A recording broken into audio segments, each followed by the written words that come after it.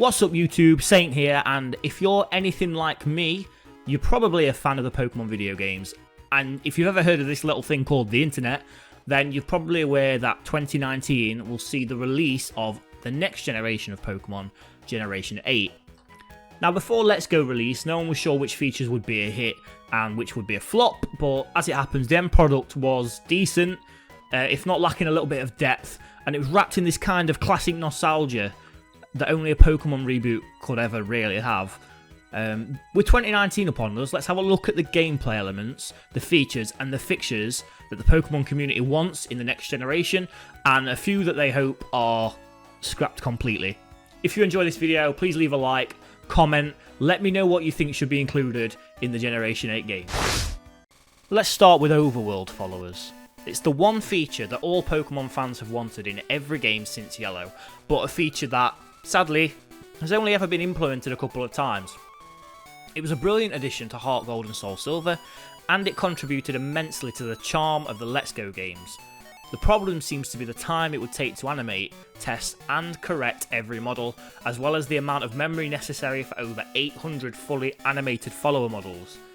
Let's hope Nintendo finds a way to make it happen. Next, it's official. We're due new Eevee Evolutions. So far, we've only had new Eevee Evolutions in each even numbered generation. So, what do we want for Gen 8? The most popular ideas seem to be Dragon, Steel, and Poison. And personally, if we only get one, I hope it's Poison, and I hope it's called Noxion. In the past, the game world has been vastly limited due to the memory size of cartridges used for older handheld Nintendo consoles. But it's 2019 and we've seen exactly what can be squeezed onto a single small Switch cartridge. Huge AAA titles with vast HD game worlds can be squeezed on, with a limit of 32GB, and there's even talk of Nintendo beginning to support 64GB cartridges. There are no more excuses, we want multiple regions. Shiny Pokemon are awesome. New hunting methods in the last few titles have made them easier to obtain and therefore no longer as impressive. I've seen a lot of people who want shiny hunting to be more difficult again, but I've got a better idea. Alternate shiny forms. More beautiful than standard shinies and much more rare. Just hear me out. We know that the chances of getting a shiny Pokemon at full odds is 1 in 4096, and that's actually twice what it was up until Generation 6, when the odds were increased from 1 in 8192. Of course, there are ways to improve the odds, but let's say the base is 1 in 4096. Now let's say every time you roll a shiny, you get another roll. This time, it's a 1 out of 100. And if RNG favours you, and you roll the 1 in 100, you get the alternate shiny form. That means at full odds, the chance of alternate shiny Pokemon appearing is 1 in 409,600, which would be insane. And while we're on the topic of shinies, get rid of shiny locks. For everyone who doesn't know, in past games, certain legendary encounters, Ultra Beasts and event Pokemon were not able to be shiny. What is the point in that? Stop being buzzkills, we want to be able to encounter shiny everything. This one's a passionately debated topic, and it's one that doesn't bother me so much personally, but difficulty and challenge modes. For difficulty modes, it would be nice to see different options to adjust trainer level curves, to increase the challenge of gyms and rival battles and the Elite Four. It would also be amazing to adjust the experience of the opposing trainer AI, so that the AI can make smart plays, use annoying strategies more often, and know that when I'm on 1 HP, they should probably use an offensive move, not fucking Leer. I keep seeing mentions of including a challenge mode too, such as Nuzlocke, which I would fully support if they implemented it well. It would be fairly easy to accomplish, give options for Nuzlocke, set item limits, and make randomizer options for encounters and items and trainers.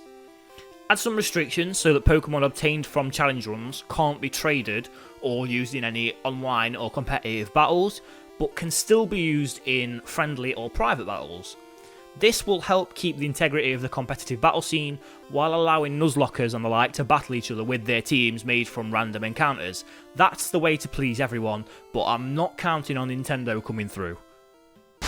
Look, Game Freak, we all know Generation 1 is great, and the Let's Go games were a beautiful, charming nostalgia trip, and even though they lacked in competitive battling and depth of post-game, and they were easy to beat, you could basically beat them with your starter, Eevee, and Quick Attack.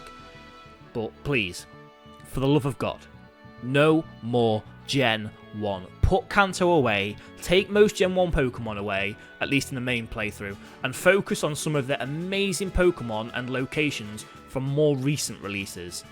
Give us a healthy mix of new Pokemon, with a dozen or so from each previous generation, and let's give some love to overlooked brilliant Pokemon of Gen 4 and 5. Now, obviously I'm not thinking about Vanillite or Klefki, I'm talking about beasts like Drapion, whose typing makes it immune to Psychic and only weak to ground. That's amazing. And the Pidove line, my favourite normal flying line. Oh, and stop filling caves with Zubats. You've got newer, shinier options to take that spot.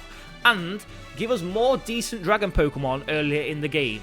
No one wants to wait until the end. Okay, that's enough on that one. One of the best features of Generation 7 was an interesting story, if not a little bit convoluted. So give us an interesting story again. Make us all fall in love with the protagonists, hate the antagonists, make our rival an actual badass, and make the evil teams an actual threat.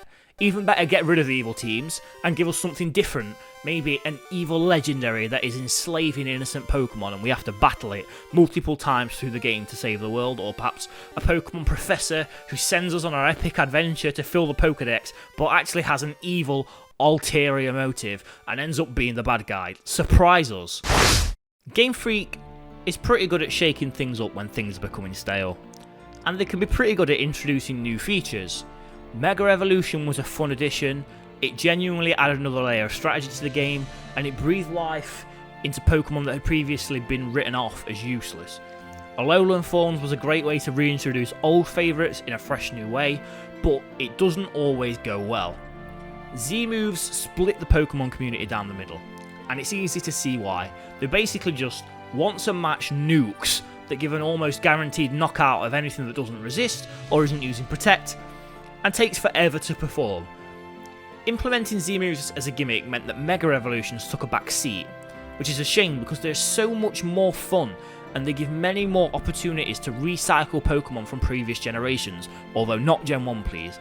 I'm talking about the Gen 2 starters, Flygon, Milotic, Luxray, Togekiss, dozens of others. Please, Game Freak, forget about Z-moves and make Megas great again.